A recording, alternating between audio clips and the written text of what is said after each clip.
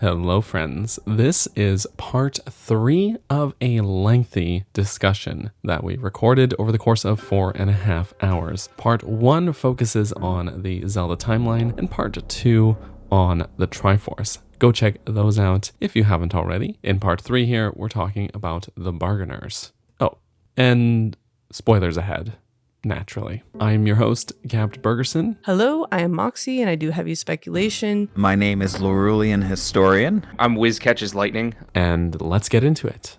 I had this one specifically per Mox's request, and since Mox is now here, and we were just talking about the depths being this sort of spam folder for reality as this timeline convergence happens. Let's talk about the Bargainers, because they're these interesting, enigmatic beings of very strange power, supposedly there to guide Pose to the afterlife, but I think there's more to them than what they're maybe letting on. So, since you just got here, Mox, why don't you kick us off with some why is extreme Hylia underneath every, or why is the Bargainer underneath every Hylia statue? That's the part that has me so shook. Every single one. Well, everyone that's not in a town, we should say. So the springs. Those aren't real Hylia statues. I mean, they are, but they're like, bro, the they're big not ones, the OG the actual. Ones, like they make those. Like I don't know. I think they make those. Like there's something different. There's also that small Hylia statue that's in the Temple of Time in the sky. Oh, that's true. But no Bargainer. Yeah, but that one has a Plains Bargainer below. No, it does. Oh, you're right. It does. Yeah. Plains Bargainer absolutely does. is and Temple of Time is what I'm in, but yeah. Yeah. Temple of Time ruins. Temple of Time ruins, Temple of Time in the sky, 3 springs, and also the Forgotten Temple. And beneath each of those goddess statues is a Bargainer, a dark 7 counterpart to these goddess of light statues. Mark, so what's like going on with the that? eyes of the Bargainer definitely cried the tears of the kingdom. Just saying. Like roll credits. I'm so sold on it because the eyes are like this major thing in all these different cultures of Zelda. You know, like you have like the Sheikah who revolves around an eye, and then Mask of Majora who's made by a perished clan, you know, probably his own eye. Everything revolves around these eyes. And yeah, the Lens of Truth, for instance, like, you know, like all of them like have these motifs of eyes. And if you look at when the Bargainer like activate his eyes, they just like it makes this like sound, and it's like So I very mean accurate. I don't, how else can you power these things? So if his eyes were stolen, it calls into question, 1, how many eyes he has, like beyond just the 4 that we returned to him, and 2, like or if those eyes were perhaps like taken from him and they extracted the tears that they needed, and then, you know, they just left them wherever disrespectfully. That's all I can think of. The disrespect. Now, here's a question for you. The Hylia statues, there's one Hylia who transcends time, right? But she's one goddess, but also kind of Zelda. But there isn't like multiple Hylias. Do we think there's more than one Bargainer, or are they just one being that's been like had his spirit fragmented, as it were? Well, here's mention the thing. you visited my brothers. They call them brothers. My brethren, yes. The He mentions brethren. But in addition to that, in terms of goddess Hylia, her statues seem to have a hierarchy as well. Because the giant one in the Forgotten Temple is referred to as the mother goddess statue by the others at the springs. And they all seem to talk to or refer to one another as if they're separate entities. So either they're all just like little bits and pieces of a singular being imbued within these statues, or there's something else going on. It's possible that the Bargainers are a similar case. It's really interesting. There's something weird going on. I have a hypothesis here, is that or a couple of hypotheses I'll throw out here, and these are totally me just pulling these out my ass and throwing them at the wall here and see what sticks. But it could be that, one, there are emissaries to Hylia who are like these liaisons who basically we interact with as the statue, but they kind of go between the mortal plane and Hylia, who is, you know, transcended and exists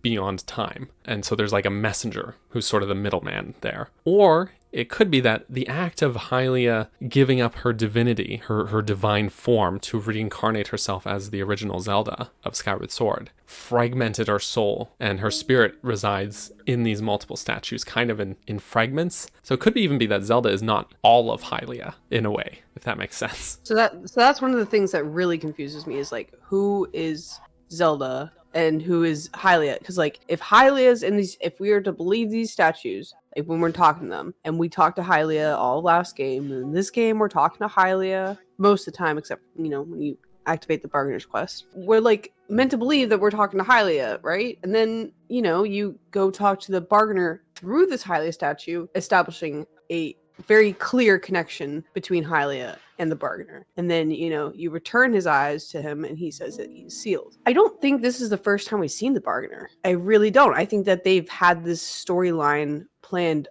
for a long time. I think that they have been thinking about these themes because they've mentioned the Kami-sama before. The one god. Only once in Wind Waker that I've found so far. But if there is one god, then I would think that he would be the one to return post the afterlife.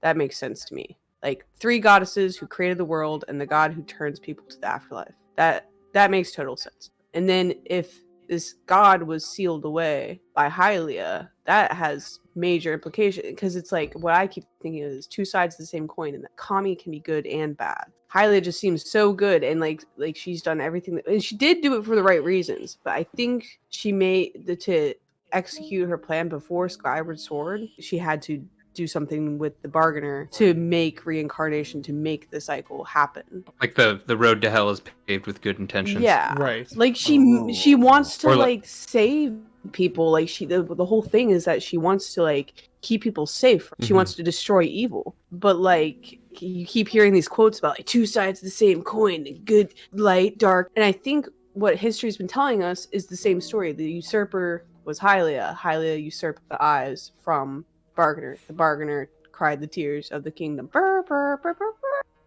Well, when you say cried the tears of the kingdom, I mean, because there are the dragon's tears that we see, like stones. literally. You're talking about secret I call stones, them okay? Tears, but yeah, like the secret stones. I know there's like the tears, but like they look like tears. They're Magatama, so it's. If you look at the cutscene where they first introduce the blank tears, it like has a close up on the eye as the door is opening. Right. If you ask yourself how these secret stones were made, I mean, everything starts to make sense. The Bargainer and Hylia are both at that place too. Now, we talked about like Hylia splitting her spirit potentially, or I brought that up. She sealed them. Yeah. She splits, or just throwing again crackpot, sticking things to the wall. Hylia's plan in Skyward Sword initially was for herself to use the Triforce, which is why she gave up her mortal form. But then afterwards, she realized that like she had to essentially pass that duty off to Link, because she had to sleep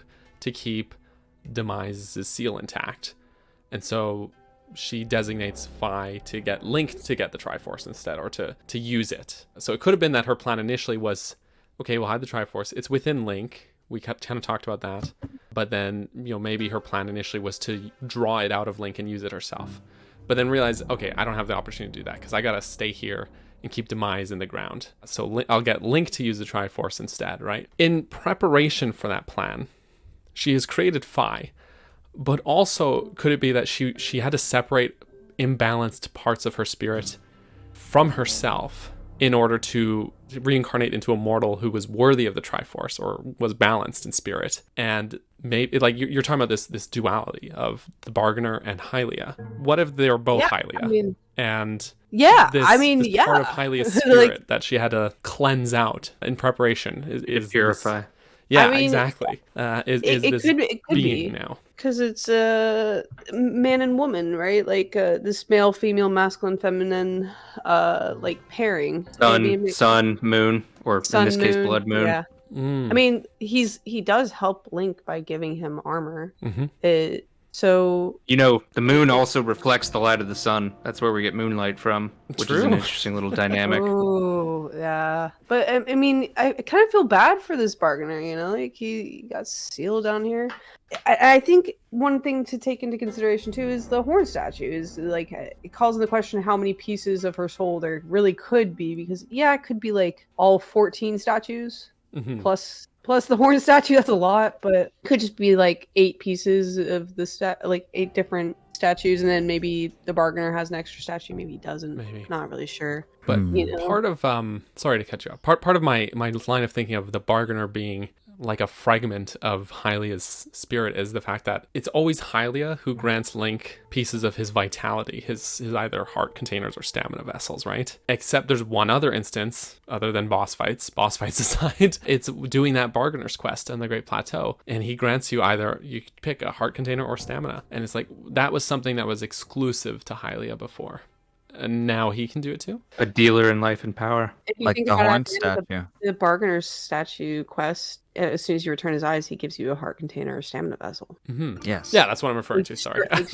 Yeah. Okay. Well, I mean, also the horn statue you can give and take it. So. That's true. Yes. But he has to take it from you first. In order to give something back. Yeah. He's just messing around. Let him do it. Come on, But he's just being a The horn silly statue, little, he's just a goofy little guy. little goose. Look. But look. to your credit, He's too, he's also right given- back. All you have to do is talk. He's giving rupees, which are like, if we're dealing with force theory here, it's like rupees are like a physical manifestation of force in a crystalline form that's used as a currency. It's I and heard that's the that thing. That's why theory great after, fairies need rupees too, right? Because like they wouldn't need monetary gains. They're great fairies. They're above that in theory, but they need rupees or their power subsides. So like there is an inherent power to them that's not just monetary. It's funny that I wrote a theory about like the entire economy of Hyrule. Like I went through all the timelines, and someone made that comment after. They were just like, "Hey, have you ever thought about that? Like, it doesn't have value in the same way that it's actually just bottled magic." And I'm like,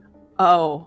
And he's like, "They're like empty little vessels that hold a certain amount of energy." I'm like, "Oh shit! Oh no! Are you kidding me?" And he's like, "If you wanted to exchange different kinds of magic, then you could exchange it through the little vessels." I'm like, oh, that's a really good idea. And the more I looked at it, the more it seemed valid to me that it's an exchange of magic, which is really interesting. It's like, wow, thanks for letting me know later on. Way too late after the It video. also explains why Root Wars can exist then, right? Yeah, Because exactly. like it wouldn't make sense to like in real life pick up what looks, oh yeah, there's a coin on the ground and you pick it up and then you're like, I've just lost money. Like that doesn't make sense in real That life. literally was negative money. Yeah. Yeah. It's the only way that makes sense. Yeah. Yeah. It's definitely energy Link's related. face when he gets the rupor. He's so mad. Yeah. His face of disgust. Yeah, I think the horn statue would probably, in my mind, be more like Hylia than she's just a little goofy. That side of herself that trades, I think she like sealed it away because like the Jaren dialogue breaks down super weird. Hylia definitely sealed the horn statue too. There's in my mind, there's just no other way. That's just my opinion, man. But like, I think it's more likely that the horn statue is part of Hylia, Oh, that and makes then sense. the bargainer probably his own thing. Like, Are we gonna touch upon what the bargainer's name in Japanese is? Please. Oh, Yes. Enlighten me.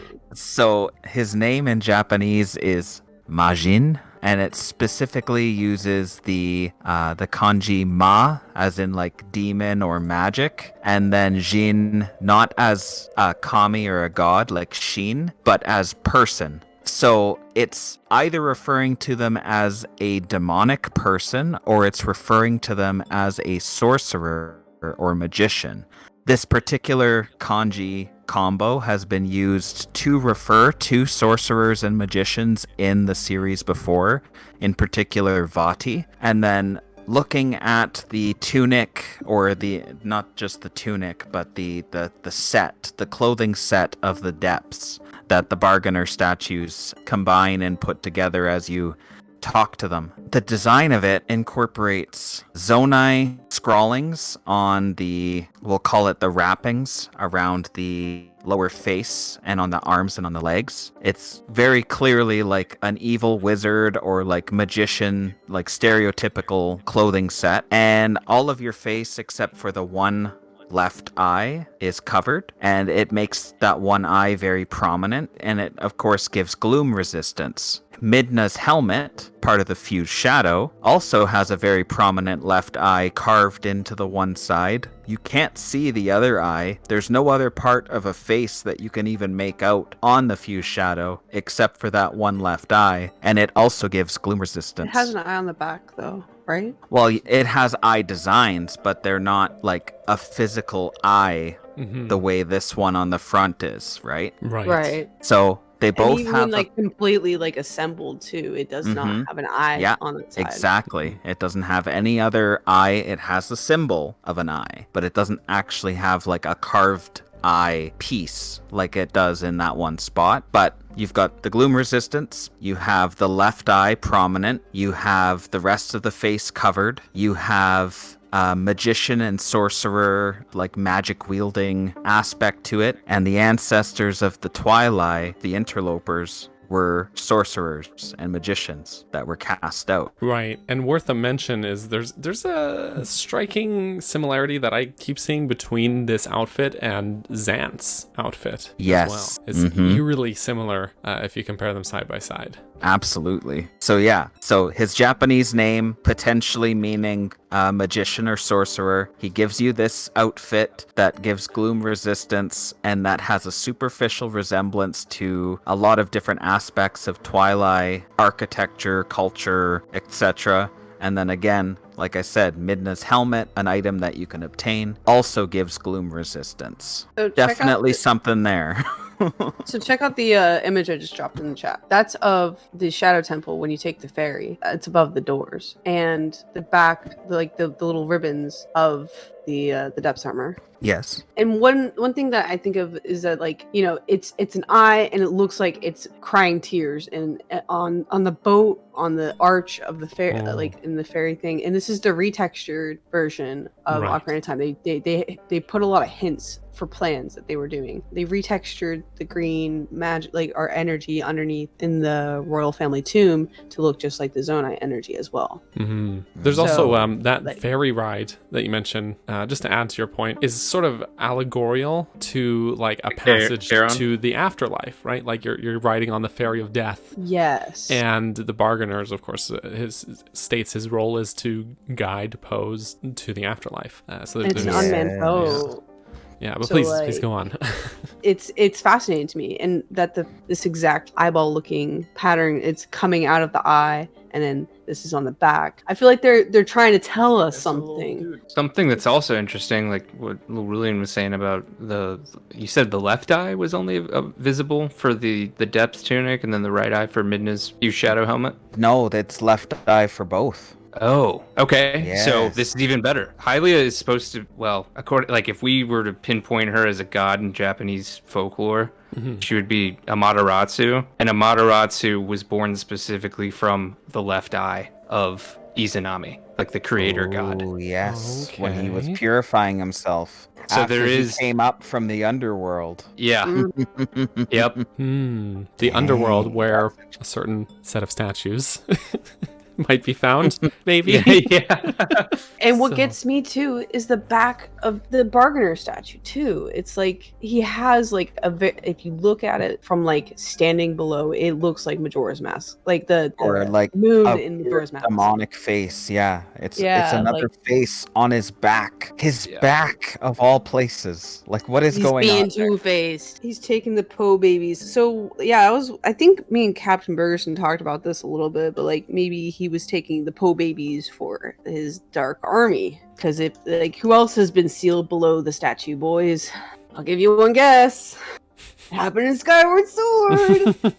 The imprisoned sealed directly below the statue. And here's what I think. If that was the case, then it would have been perhaps that the returned the pose to the afterlife before. Maybe perhaps Hylia steals his eyes. He gets angry. He becomes the end, the destroyer, the demise, after like his eyes are stolen from him. Hence why like the imprisoned has no eyes. Oh. It's really, yeah. You're right. The imprisoned has no eyes. You're right. Yeah. Wait a second. I've been thinking like 5 head about this for weeks, bro. And he's Correct. angry. He's big angry. And why is he so angry? He wants to curse them with eternal hatred on their blood, right? Like he's like hatred on your mama, your blood, your whole life, all of time, and this fight of light and darkness is gonna happen forever. It's like, but why though? Why is he so mad? I kept thinking that, like, why is he this big mad guy? Demise mentions when you're going into the final battle with him that he has specifically a hatred, like a burning hatred against the gods tribe. Right. He doesn't reiterate like why, like is it some sort of weird rivalry or what? It's like he has a vendetta against them. What did they do to him for him to react in this way? Because he's got a hatred, but he also does express like a level of admiration as well. Like when towards Hylia, he mentioned Hylia's former magnificence. Yeah, exactly. Like what he says something about Zelda's mortal form like paling in comparison to how Hylia appeared or something to that. I don't remember the exact phrasing, but yeah, like so it's clear like he acknowledges they're powerful, of maybe equal power to him, or he's at least he's not naive about it, but he hates him. So and then this is a lot to take in. Sorry, please go ahead. And then everything being referred to as forbidden power, that forbidden power. Why is it forbidden? And then these secret stones, why are they a secret, right? So if you look at your little summons that you get, I call them the summons just because Dark Souls, right? Like the sage avatars. Yeah, summons. So if you look at your summons, their eyeballs are like whited out, just like in Lineru's warning to Link. You seek a black power. Yeah. Yes, you seek a black power, and it's that dark power that made these stones that can amplify, like they amplify your Tamashii, your soul, and it also lets you project your aura, I guess, and this aura looks like what Linnea was literally warning Link about, and there's multiple Links that appear in that cutscene. It's like he's duplicating, there's multiple Dark Links. He's warning him about this power. And Dark Link is also a set that the Bargainer statue will give you. Yes. You're right. Yeah. Dark it's like tunic. they're trying to say something, right? And so if you think about it, it starts to really, all the pieces start to fall into place. It at first it's just like, no, there's no way, right? Like, and then you think about it, it's like, Hylia totally usurped the eyes from the Bargainer. That's why she's sealed. She's still technically, like, she gave up her divine form, and that is what became the Hylia statues. I don't know. I'm not really entirely sure. Yeah, but it says she shed her divinity. She shed her divine form. So there's got to be something left over from that, right? If she just like reincarnated, and you can't like reincarnate an entire, like a kami, a god has a massive soul, far larger than any mortal could ever contain within them. Right. Yeah. So the fragmenting is the answer then, right? that I talked about before? Is that where we're going? I think so. I think so. And I think the whole reason reincarnation is even a thing is because the eyes of the Bargainer were stolen. Like I said, I think this is the first time we meet him. I don't think this is the first time we've seen him. Interesting. Because, like, why wouldn't they have a god of the afterlife planned? Right. The quote that I refer to with Kami-sama is like, hold on, I can pull up the exact quote. But is that from Fado or from Daphne?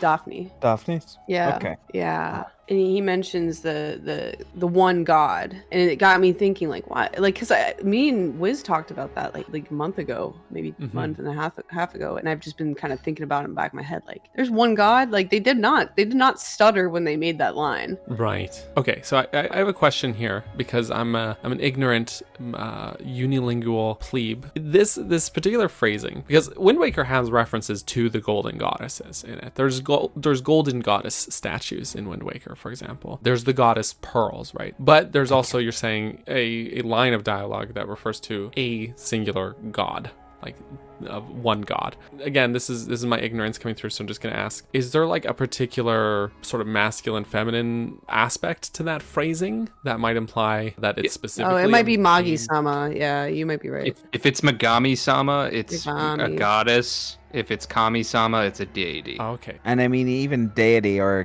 kami on its own, while it has a masculine connotation to it, it's neutral. also neutral at the same time. Okay. Like saying man, like There. the dawn of man. Right. Yeah, Just means means all like of humanity. Yeah, it's all of humanity, right? So I found it. Interesting. I found it. So, because my line of thinking is like, if you're saying it's kind of neutral. I was thinking like, there's all these references. There's lots of goddesses, specifically, women that are gods. You have your golden goddesses. You've got Hylia. I can't think of much talk in Zelda specifically about male gods. It's usually goddesses This or is the only gods. one I've seen. Right. So I have to wonder if the one god that they're talking about here is specifically like there's one male god who maybe got punished by Hylia for something or other and became the bargainer or something else. I mean, she couldn't use the power of the gods, right? Like she couldn't use the Triforce, right? So in order to use the Triforce, she had to make a plan, right? Mm-hmm. So for part of her plan to be reincarnating, how could she even achieve that without taking the afterlife away? That's what I keep thinking. Like there's no way that her plan could have even gone through without the whole reincarnation part. That's or like, at least finding some way to circumvent that through some divine. I mean, everybody I'm looking reincarnates here. though. Like Link reincarnates, Beetle reincarnates, everyone reincarnates. So Right. the thing about Kami-sama, I'm looking into it. While it is often used to refer to capital G God, it's also just an honorific or respectful version of saying a kami. Just like if you said Zelda-sama. Oh, okay.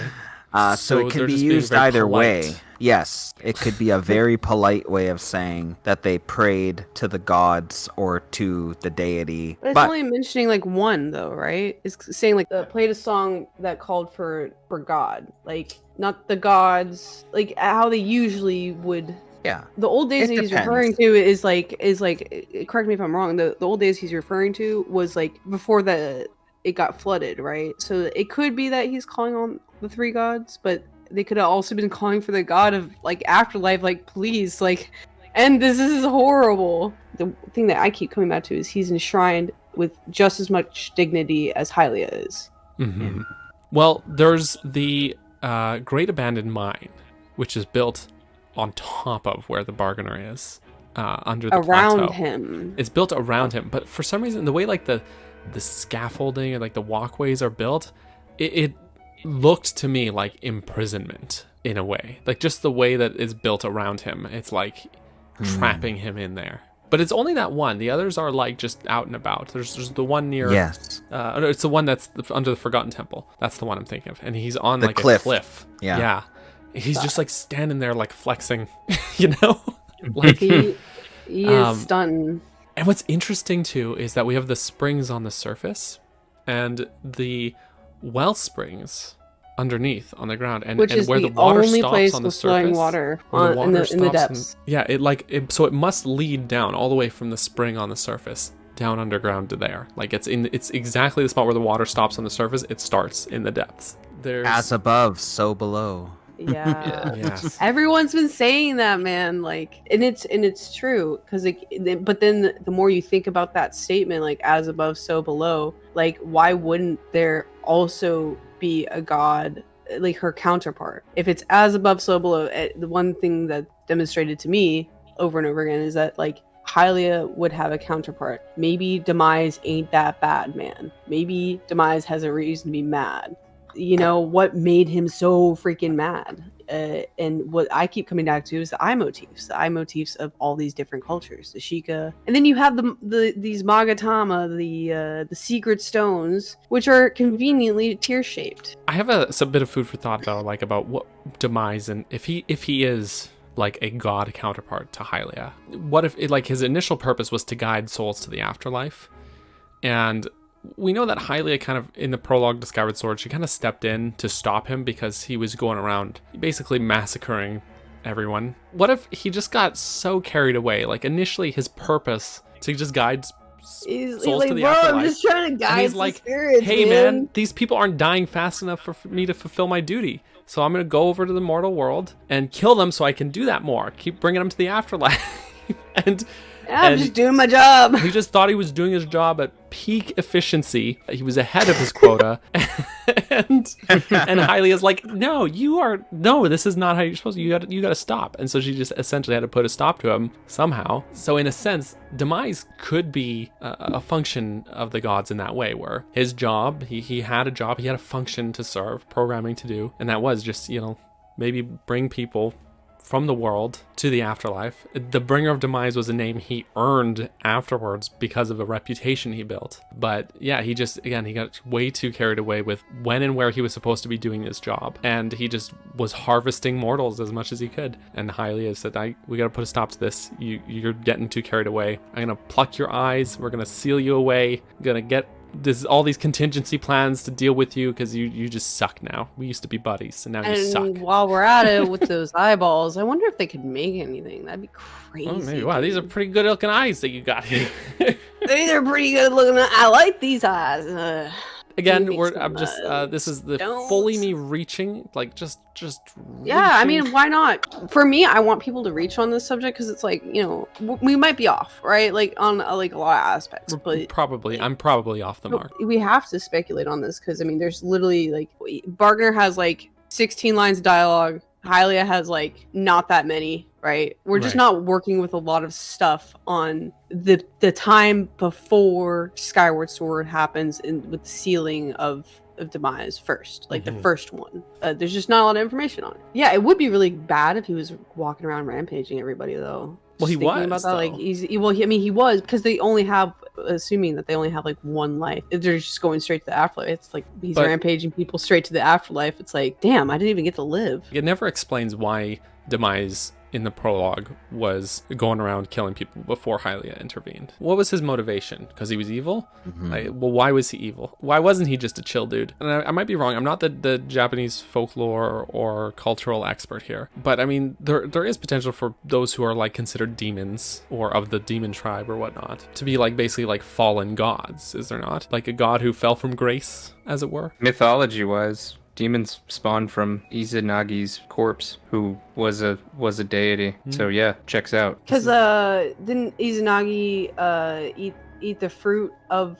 That's what bound Izanagi to the Yomi, or the underworld, was kind of like why Hercules can't eat anything from Hades when he goes down to like try and do one of his 12 labors, because if he does, it like bounds him to the land. Izanagi ate from the fruit of the land and now is bound there. I don't know if you guys know anything about Horus, but there's like the 4 eyes of Horus as well. I'm not even gonna pretend like I know a lot about it, but it's kind of interesting because it has like a god that takes over everything in the light, and a god of everything that takes over everything in like darkness. You sound like you had a moment there, Lorulean. I did. We're all aware of like the heavy Buddhism, the Buddhist themes, Buddhist vibes, especially since Skyward Sword onward. Like Skyward Sword. Yeah, they're like, what if we got like a little more Japanese about this? Yeah. Yes. Like, yeah. So I'm not a Buddhist, right? But I've done a lot of research here and there, especially in terms of like linking certain symbols or aspects and like concepts that the game has been, or the series has been like touching upon, and trying to understand the foundation of that. Like, where does that idea come from? What's its parallels in Buddhism or in Shintoism or any of the other inspirations?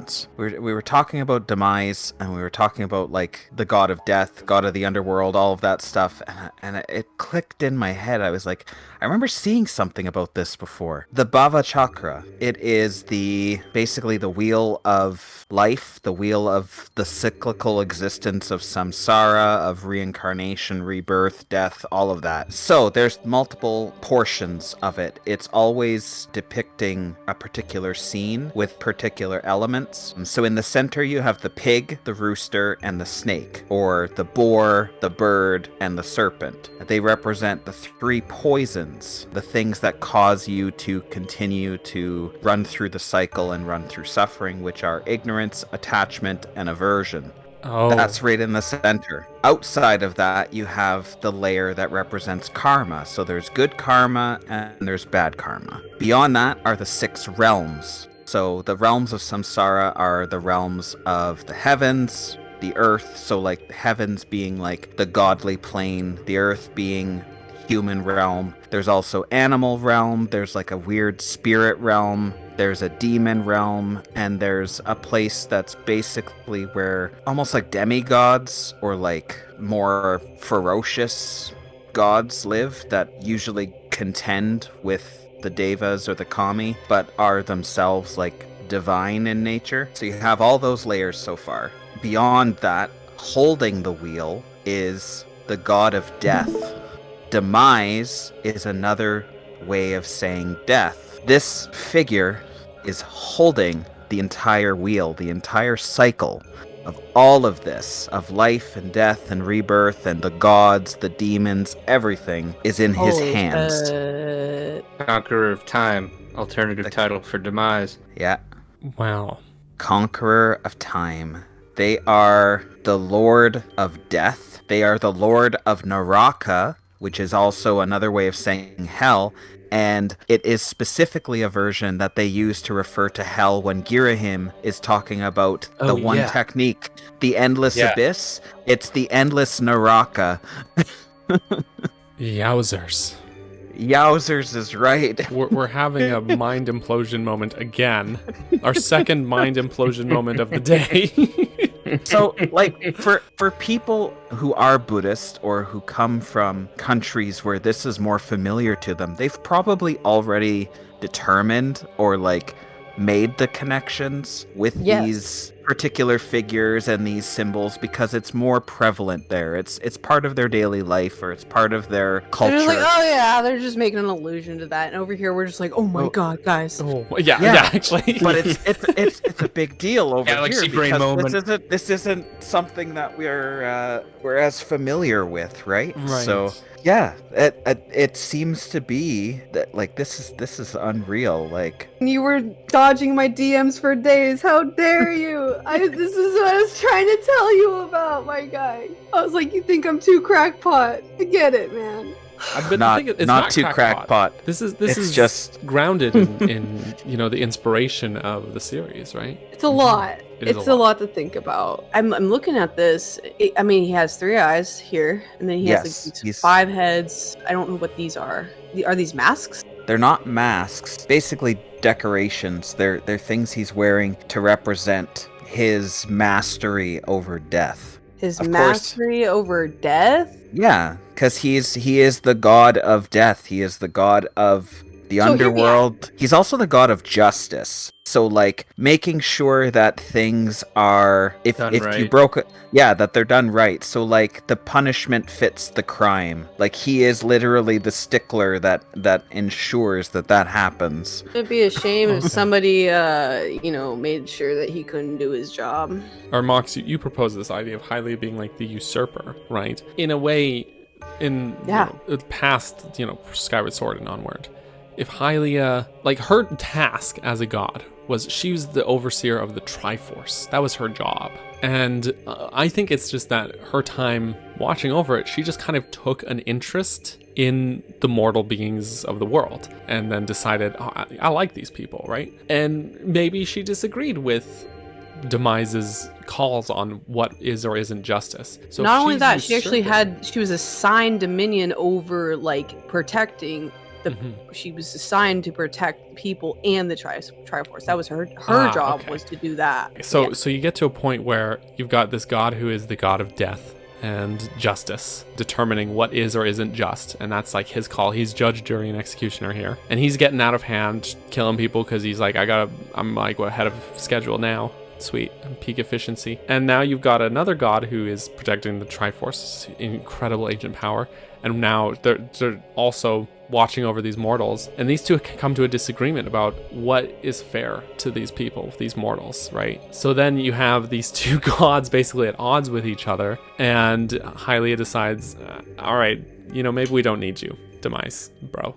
and just, does away with them. So if she's usurping anything, she's usurped the title of God of Justice. In a way, that's what she's the usurper of. That's why Demise, we were talking about before, like, why is Demise so angry? Why does Demise hate the gods so much? Because he feels like he got done dirty. He was just doing his job. He was done dirty, Mega. He was like, I mean, he was. He's doing got his some job, anger but, management like, issues, but I'm gonna read some interesting quotes really quick, and just as a preface, Lorulean, if you don't already have translations for this dialogue, I would strongly suggest, or I guess request, I'll pay you to give me these translations. Okay.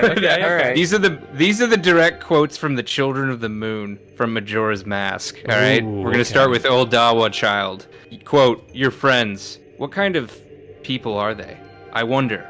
Do those people think of you as a friend? You. What makes you happy? I wonder. What makes you happy? Does it make others happy too? The right thing. What is it? I wonder. If you do the right thing, does it really make everybody happy? Your true face. What kind of face is it?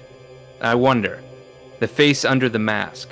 Is that your true face?" And then finally, the Majora Child. "Everyone has gone away, haven't they? You don't have any mask left, do you? Well, let's do something else. Let's play good guys against bad guys. Yes, let's play that. Are you ready? You're the bad guy.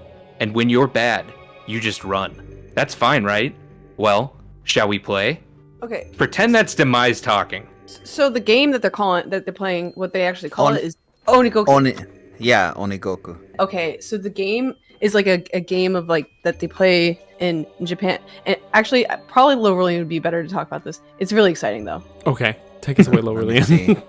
The rough translation of Onigoku is basically tag. It's very similar to a game of tag. But when you are it, you are the Oni. And Oni is basically a demon or a monster. Is that also not the name for? We call it the fierce deity in English. So but that's where we get it from. Yeah. Okay. So we get Oni Link, which is not a fan term. It's a reference to the fierce deity, but fierce deity on its own is actually a term that's used.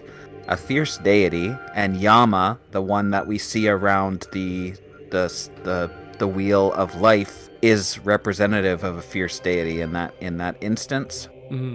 It is a wrathful deity that embodies basically the aspects of any sort of wrongdoing that has happened. So like if some terrible tragedy has struck and people have a lot of sadness, or there's a lot of negative emotions, and there's fear, all of those feelings of like them wanting justice basically manifest as this power that a deity or even a Buddha or a Bodhisattva, I think. Bodhisattva. They'll manifest it within themselves, and they will basically become a monster that is used against whatever is causing that calamity or whatever is causing that misfortune. So they'll correct the situation basically by becoming this like terrifying creature. Kind of what Link does. Yes, that is exactly what he does. So Link is based on the character Jizo Bozatu. I probably butchered that. Who is viewed as like a savior that protects children. And you guys have probably heard of the Jizo statues, like the little ones in the village. That's a reference to the little baby statues are on like in the Hateno area and Canada area. The one who is is called the Oni, chases the children, and the parent protects the children. So like Link is like being the parent, right? And it's funny because like the boss fight, you can see him like Quest was there and like points all this out, but like Majora is it, and like a lot of the boss fight, he's like running around. Right. But so like Link is kind of like a protector in this instance, right? And it's kind of interesting because he's like protecting this realm, like Termina, in general. But you know what's interesting, Mox, is that you were pointing out the sage avatars and the interlopers and their eyes. There's Fierce Deity Link, who also has white eyes. Yes. Yes, and I think because it's linked to this like Linked. magic Ha of ha ha. justice. Sorry.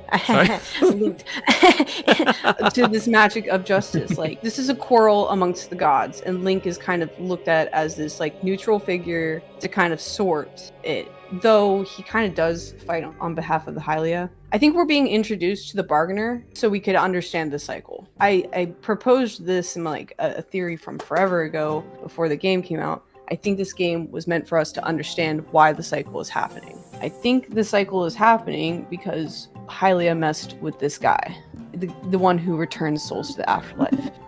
I guess the one who holds the cycle. I mean, I always seen this wheel, but I never seen this bigger depiction of the thing holding the wheel. I never seen this before today. Because you were talking about the one holding the wheel. I was like, what? Yes. Because like I've always The just one seen that this holds wheel. the wheel. Yeah, the one that holds the wheel is interesting. I think Demise had a reason to be mad. I don't know, guys. Look, I know this is crackpot, but like, I think they're trying to say something significant. This is like the B story. Like if I was a writer and I was writing this story of Tears of the Kingdom, I'd make everything about everything else. You know, everything's super exciting. But then there's this boring, four-eyed dude downstairs. And, you know, he has a job, but like it's not meant to make you like think too hard about it. I mean, I just have been obsessively looking at this guy and like, well, I mean, this reminds me of like the Skyward Sword, the Fire Temple. I'm just sharing this photo here from the Earth Temple of Skyward Sword. Yes, very similar. You could see the red skin. It has 3 eyes. It has those sharp teeth. It's called a mudra. That it's doing with its hand. Right. Yes. Yep. That is all indicative of a fierce deity or a wrathful deity from Hindu and Buddhist myth and legend. Wow. Like look at that side by side. Right? There is feels like a connection to me. Those giant long ears though. Like, I mean, that's a obvious- Hylian thing. Like, but is it? Or is it a well, Zonai thing? They look like Zonai. Is I it mean, They with look the like third long eye? ears. Well, the thing I always think about is the quote that the gossip stones say is like long ears in general are just meant that you can hear the gods. Because Yeah. like some Hylians have mega long freaking ears. Okay. Yeah, right? but Yes. do their ears look like rabbit ears? Because yeah, that's but what like, that why looks doesn't like. Link's why doesn't Link's like ultimate form look like what he earns from doing all the shrines look like? Why doesn't that have long ears? He's allegedly or something a Zonai, right? Is he though? Is Right, he, though? exactly. It Is he, has though? some weird Zonai traits to it, that's for sure. Yeah. But like also not. Like it has Gerudo red Gerudo red hair, like giant blue eyes. 4 toes instead of 5 toes. Yeah, like very dog-like canine toes, whereas Rauru and Minoru, even though they had very like animalistic features in their face and their hands or whatnot, their feet looked like human feet. Like they weren't all that different. And then of course neither of them appear to have a tail, but the ancient heroes aspect has a tail. It's just a very weird mix of It is. But here's a thought. of features. The Zonai, part of me thinks, especially with the significance of this Earth Temple being at the Earth Spring, where one of the Hylia statues is, part of me thinks like it might be a reference in Skyward Sword to the Zonai's existence at that point, at least in universe. Maybe not from an IRL standpoint, but that's the vibe I get from the three-eyed statues. Yes. Now, of course, throughout the Earth Temple, there are also other references, statues or otherwise. It's one of the few places that we see almost like a deification of monsters. The gates that are in a couple of places where you can lower them have moblin heads on the top of them. You also have these long serpentine, snake-like and almost lizard-like roads and pathways that the shape of the face and the shape of the eyes are very indicative of the Lizalfos. And the doors have bokoblins, and then the pathways, the snake-like pathways, the serpents, they have a very distinct, especially with the eyes, are just like the Lizalfos. And those are the three major groups of demons or monsters that you see. And this is something that my Western brain could not wrap my head around, was that like demons and monsters are also like, they're like humans too, in a way. I mean, think of like Betro and Skyward Sword. He was able to be turned back. So it's like they are also like their own race of people. Yeah. They have like a culture. So yeah. But in addition to that, I mean, this again is the Earth Temple. So it is where the power of the land, the power of the earth is manifesting. And you have all of these monsters and these creatures, including a fierce deity with very like demonic features being represented here. And they're not being represented in like a ferocious or like scary kind of way. They're all just part of the architecture, like they were cultural and important and something to be respected. According to the legend, they came from deep below the surface of the land. They came from below the earth. Right.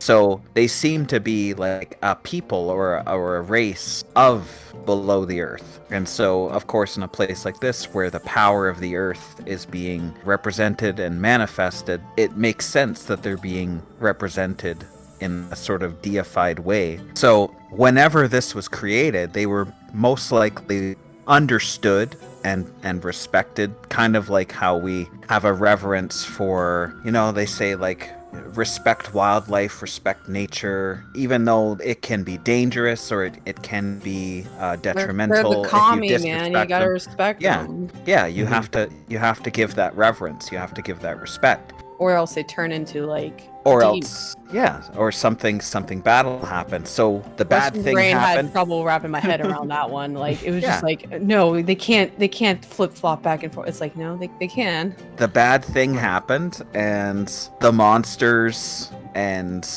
the god of death decided to come up, and to the perspective of the humans and the people on the surface at the time, it was like, it's terrible, we're being killed, so they're praying to their goddess, and she steps in, and it's just like, okay, we're gonna deal with this problem. But if our theory is right, she started the problem. Right. She did something terrible. The road to hell is paved with good intentions. She had Yeah. a She plan. had- Link, she Link, had I want you to protect- relive your childhood. Let me send you back in time. Whoops. Split timeline. Splits the timeline. Worth noting, while Mox is poking around the Earth Temple here, pretty sure those are some fun tier designs that we constantly see along these pillars and walls. Maybe a little familiar looking. They're like little spirals, but the way they're kind of shaped, if you just look at the general shape of them, Yeah, they kind of look like a megatama. yeah, which feels maybe relevant to And to everything.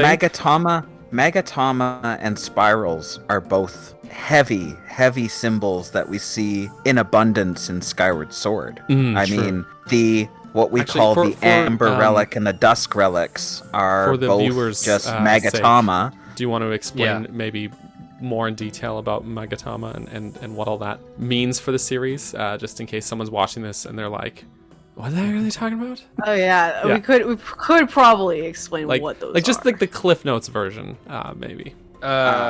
It's 3 parts because you have the Magatama, you have the sword, and you have the shield, the mirror shield, or the mirror. Oh, the mirror, yes. The symbols of the It's just the mirror. the symbols of the Japanese imperial royal family, which were Imperial Regalia. Yeah, the imperial regalia that were passed down to them, at least in legend, from Amaterasu, from the gods, which they claim as their ancestry. So, very similar situation that we clearly see in the Zelda series, if Hylia being a goddess, being reincarnated as Zelda, eventually her descendants found the kingdom of Hyrule. All of these special relics and symbols that came from the heavens being important culturally, symbolically, etc.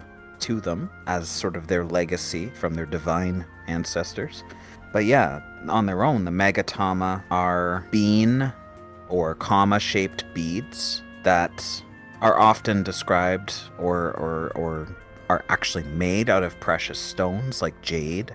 They can be carved from pretty much anything, though. They're predominantly Japanese, and the thing is, they came from, or seem to date from, the Jomon period, which is also the same period in time where we get the inspiration for not only the ancient robots in Skyward Sword, which are based on Jomon period dogu, or clay figurines, but the ancient Sheikah. So their Sheikah shrines, the Sheikah technology, all of that is heavily Robbie's based little robot. on... Yeah, it's all based on these Jomon. pots are literally upside down guardians. Like, yes, you just flip them they're literally flame style Jomon pottery that are just flipped upside down and added some legs to it. So like even this guy right here is like it's cherry. Interesting to me. It's Robbie's robot. Yeah, it looks like cherry. That's a dogu. We know that they're based on dogu from two sources. First source coming from in the game itself. In Skyward Sword, if you read the ancient Hylian in the shipyard, there's a diagram of the ship. Underneath it in Hylian, it says Dogu ship. So right then and there, they're referring to them as Dogu. The other instance of it comes from developer quotes and in interviews where they reference that they based their design on dogu or clay figurines from the Jomon era, because that is a period in their history that is thousands and thousands of years in the past that had a lot of enigmatic and mysterious carvings because it's culturally significant and historical to them, but also very mysterious and enigmatic that it was the basis, the foundation for a lot of their designs. When you consider like how long the Jomon period was, the Jomon period, like the final Jomon period, was 1000 to 300 BCE, but the beginning of the Jomon period was 14,000 BCE. Oh my gosh. So 14,000 BCE? That's 16,000 years ago. 16,000 years? Yes. Oh, that's when Calamity the doesn't feel so Jomon far back. period began. Wow. That's inconceivable. Like, actually. Like, yeah. Literally. I can't even wrap my head around that. And really it lasted for nearly 14,000 years. Okay, now the distant past, like the whole, like, these are all just legends anyway, kind of makes a little more sense. Yeah. I really hate that argument, by the way. Like, these are all just legends anyways. Please stop. Yeah. The literal legend theory, it just feels to me like a cop-out. Like, just writing everything off as like, oh, like I've heard people say, like, oh, it's all just the same story being retold, and that's why the details are different, because it's legend. And I'm like, no, then how do they reference each other? That doesn't make sense then. No. Yeah. Like, you're being ignorant about we're just gonna forget about the history of the entire series. Yeah, conveniently. I'm going to take that argument and kindly use it whenever I feel like it's necessary, because to stretch my own theories. Because it's just kind of like, you know what? If you guys want to use that argument, fine. I'll use it to stretch my own arguments. But I hate that argument so much. It really bothers me. I mean, we've all seen the Nintendo Black Crisis Zonai documentary, am I right? Yeah. Long but worthy watch. I think I've watched it like 6 times, 8 times. Maybe. It's been a hot minute for me since I watched it. Oh, really? Oh my god, it's really good. It is good, definitely. for sure. I just only have so many hours in a day. So. That's whenever I like specifically made it one of my goals to like, this was before I was even making videos. I was like, I want to like meet this guy at Lorulean. But I do think that there's something to be said for this idea, which Lorulean also talked about, was that there's this in-universe conflation of ideas of what people thought the Zonai were versus what they actually were. And so there's, like the barbarian tribe who maybe, worshipped the Zonai and had ties to them, but were not actually necessarily the Zonai, and they were Hylians. I'm kind of with Soria on this one. Like, I think that whenever Zelda went back, that it, like, I know that we all think it might be a closed loop and everything might be contained, I think closed but loop. Yeah. With the Dragon Break, just like when it combined all the time, it basically merged timelines into our own, right? Like, or so there's two ways of looking at it. Is either like a bunch of timelines moved into our timeline, or we're in Termina. It's still known as Hyrule. It's still, everything still happened the same way. All the events still happen. Like Ocarina of Time, because we kind of see like a retelling of Ocarina of Time in the cutscenes in the past. The imprisoning words, like these echoes of things that happened. Yeah, as Wiz exactly. says. Like, yes. We still have the imprisoning war. We still have like kind of the scene where, you know, and Gitaki and Kume are in that scene. That's why I think that it's more likely that we're in like a Termina-esque parallel world where the Zonai became the Forerunners instead of Sheikah.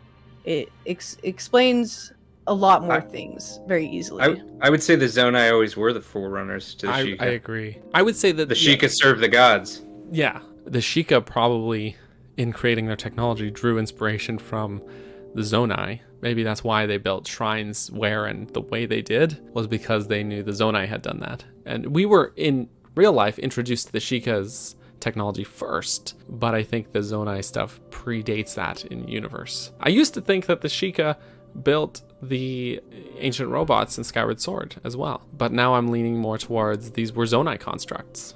But the one thing I want to call y'all's attention to is that, like, when Rauru seals Ganondorf, right, a bell rings. Boom. Mm-hmm. Everything about this game screams Majora's Mask vibes. Just screams them at the top. You wake up in a tree. You walk through a cave. Or you walk into a room full of gears with broken gears on the floor. Let me just take you in a walk down memory lane real quick. The Temple of Time also has the gong that sounds at the beginning and end of the day. Yes. Mm-hmm. And it's the exact same sound that we hear during that seal. Mm-hmm. Mm-hmm. Mm-hmm. Mm-hmm. Mm-hmm. You wake up and then you come into this space. You come from the tree into this space. There's broken gears on the floor.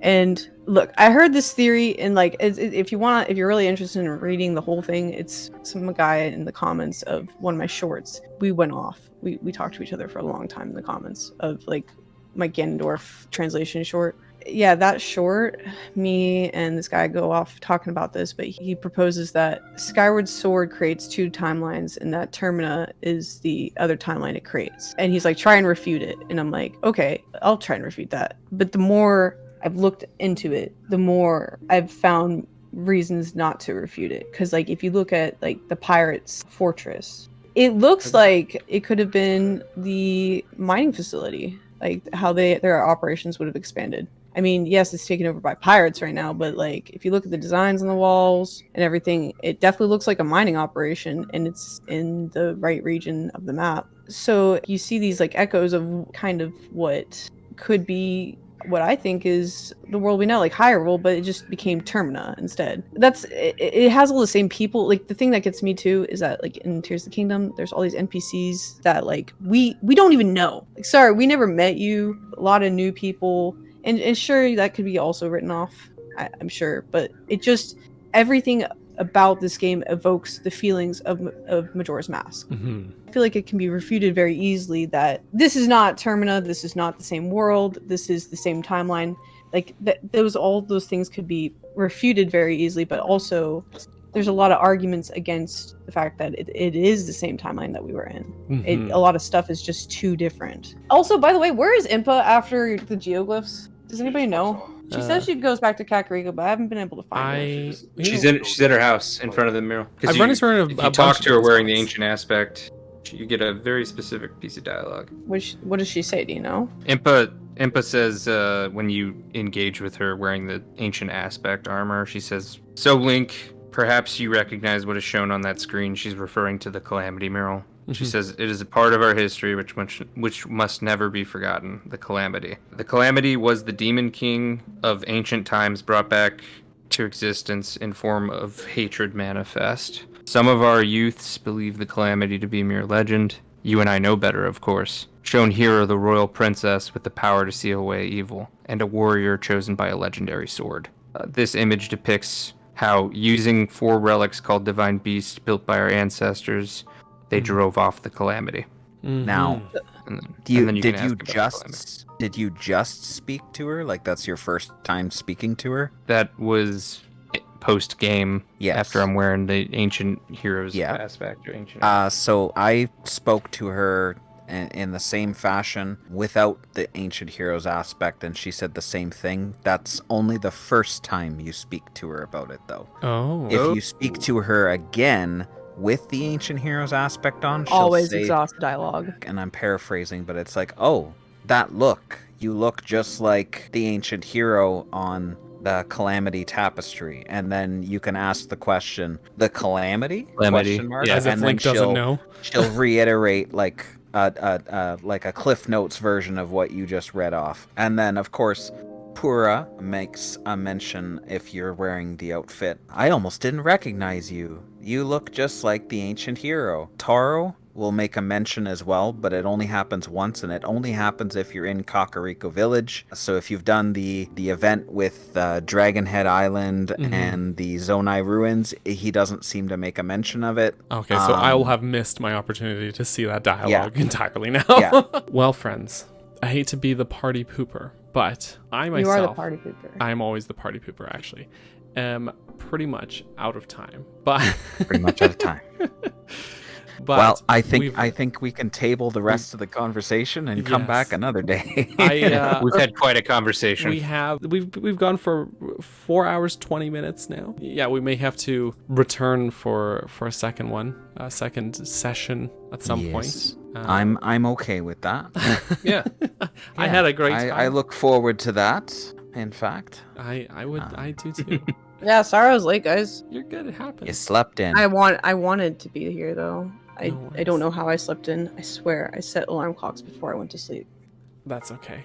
I don't know if happens. I woke up We're all and human. I just turned them off. We're all humans. Just as we wrap things up, we may as well, for the probably small percent of viewers who actually made it to the end of this lengthy discussion, which I may post in multiple parts, I may not, depends how things start feeling during the editing process. But let's go down the line, and everyone can give themselves a hefty plug. Yeah, we'll start with Wiz, just in case they missed the beginning or something. Yeah, well, thank you for having me. You can find me on YouTube at Wiz Catches Lightning. If you want to follow me on Twitter or reach out to me on Twitter at WizCLightning. And yeah, thank you again. Oh, my pleasure. And sub to Wiz. Wiz is good. And Mr. Lorulean, where can people find you if they wanted to scope out whatever you're doing online? Yeah, when's the next video drop, Lorulean? No, I have no idea. So you can find me at Lorulean Historian on Twitter, but also TGL Medora, the Great Library of Medora. So that's my Discord server. It's my YouTube channel, which hasn't had an update in a couple of years, at TGL Medora. But yeah, you can find me there. Send me a shout out, send me a DM if you want to talk lore. If you have anything that you were looking to find or translate, because I do a lot of that. Although I'm starting to find that it is very lucrative and charge a fee for my services if I don't already have it. Because it takes a lot of time. It's a lot of time and effort. It's a labor of love, but I have to be able to eat. You should put your services up on Fiverr too. Like, that would be cool. Could. That's a good idea. That's true. And our latecomer, Mox, plug yourself since you didn't get to when you first got here. You know, I just do a little thing called crackpot theories. I like to speculate on the mysteries of the Zelda series. Enjoy looking into all the different pieces to see how they fit together, seeing what connections can be made. So if you like that kind of stuff, make sure you come over to the channel, poke around, might have a theory that you like. I mainly do long form videos though. I like to cover subjects broadly, kind of like a Souls creator would do, puzzle over different information. So yeah, if you're interested in that stuff, come subscribe to the channel. Do it or else. It's called. It's free and it helps a ton. Yeah, no, it's they call it Zelda lore to sleep to, but honestly, it's more for me like Zelda lore to do dishes to. Honestly, yeah, like because like whenever I was making videos, like I was like, I know what I like to do whenever I put on a long form video. I like to like either listen to it or fall asleep to it. I'll be like sweeping the house and listening to Nintendo Black Crisis documentary. That's why I've listened to it like 6 times. I'm just like, I need a video that's long enough for me to like not have to keep walking over my phone, find a new video, click on it just to do more cleaning. So I love it. Mox has the goods. What about you? What about your plug? I Plug am yourself. Capt Bergerson. Thank you all for being here. All the usual things. Subscribe if you want it. We have Patreons. We've got channel membership. We've got all the good stuff. This is a little different than the usual. Yo, and those channel emotes be popping. I got mine recently because I became a channel member to Captain Bergerson, and I do be liking dropping those Zonai swirls in the comments. Oh yes, the Zonai swirls are good. Mox is a channel member. It's amazing. I'm so honored. But no, that wasn't. That sounded more sarcastic than it was. By the way. No, but seriously, the emotes be popping. Thank you for being here for this little experimental video that I'm doing, because this is not usually what we do on the channel. So I appreciate the companionship. I appreciate the conversation and the speculation. Y'all are great, and thank you all for watching. You too. Have a great rest of your day, and bye-bye.